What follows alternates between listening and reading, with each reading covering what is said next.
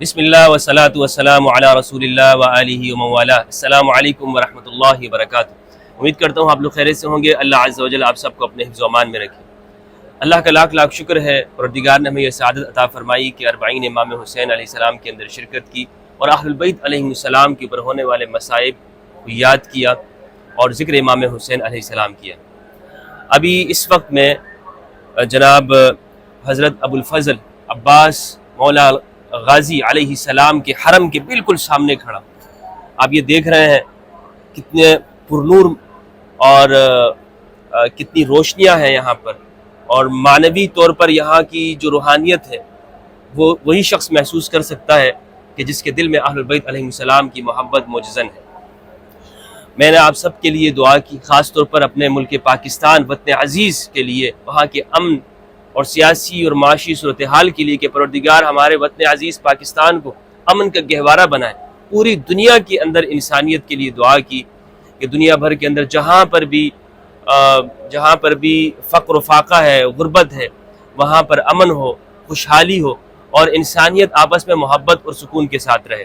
اور اللہ سبحانہ و تعالیٰ پوری دنیا کے مسلمانوں کو متحد کرے، آپس میں نفرتوں کا خاتمہ ہو، شیعہ سنی کے نام پر جو قتل و غارت گری اس وقت ہو رہی ہے پوری دنیا میں اس کا خاتمہ ہو۔ یہاں میں چند چیزیں آپ لوگوں کے سامنے عرض کرنا چاہتا ہوں۔ ابھی سوشل میڈیا کے اوپر گلگت پاکستان کے اندر گلگت بلتستان کے حوالے سے کچھ چیزیں سامنے آ رہی ہیں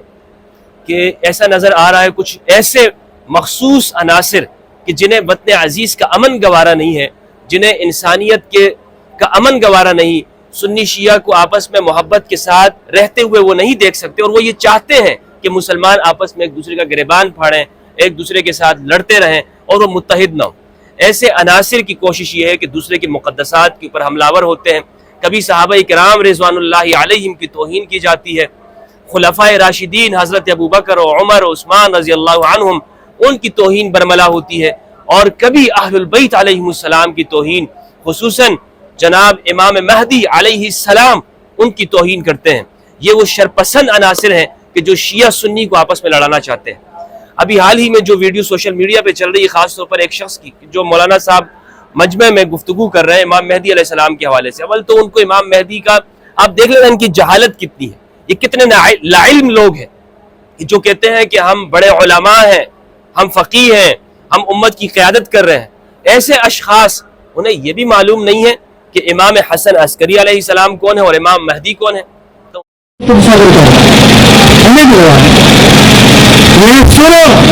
ان کا عام بھارو امام حسن عسکری، ہم نے کہا ہم اس کو برا نہیں کہیں گے، ورنہ وہ تو جانی ہے، ابھی تک آیا نہیں، جانے دینا۔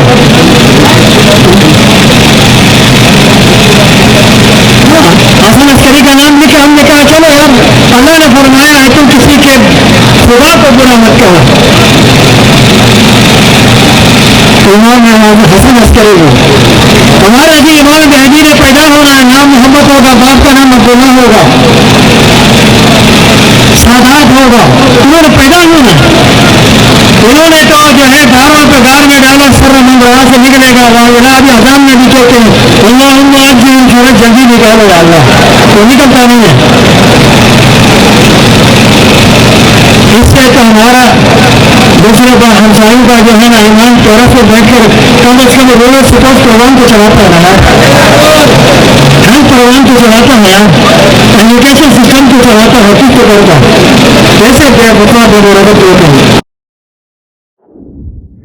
اور وہ یہ کہہ رہے کتنے نازیبہ انداز کے اندر امام محمد المہدی علیہ السلام کا ذکر کر رہے ہیں کہ جو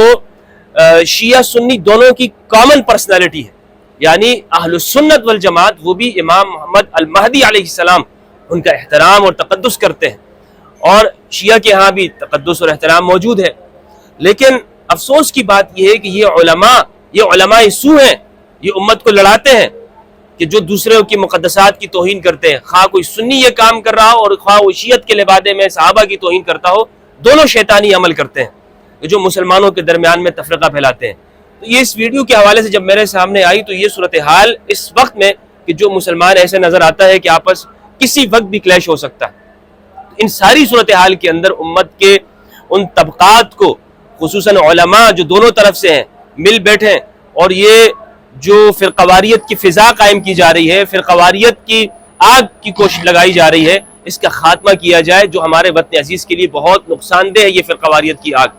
تو اس شخص نے جو امام مہدی علیہ السلام، یہ واضح توہین، سب کی ذمہ داری یہ ہے کہ ہم وہاں مل بیٹھے اور اس صورتحال کا خاتمہ کریں۔ اللہ سبحانہ و تعالیٰ سے دعا ہے کہ پروردگار ہم سب کو آپس میں امن، اتحاد اور پیار و محبت کے ساتھ رہنے کی توفیق عطا فرمائے۔ والسلام علیکم ورحمۃ اللہ وبرکاتہ۔